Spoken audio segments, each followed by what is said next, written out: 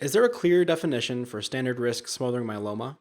Again, we're redefining smoldering myeloma. So there is nothing that's correct about what is intermediate or low risk smoldering myeloma. If you have a 17p deletion and your M spike and light chain are increasing every 6 months, but you were classified as low risk smoldering myeloma when you were diagnosed, you're not low risk smoldering myeloma. It needs to be defined as a continuum because a patient is not a one-time event. And there's that question of let's make sure we're redefining it every time we see you. It is probably not really accurate the way we define and talk about smoldering myeloma. It is for sure not a clean entity. I would guess that many of the patients that are called smoldering myeloma actually are monoclonal gammopathy. And I would say the patients who develop the disease very shortly after the diagnosis of smoldering myeloma, they probably had multiple myeloma in the first place, but it was just not identified. And they for sure probably should be treated. So the dilemma is that we need to improve the tools that we use to identify patients who are on the way to develop myeloma.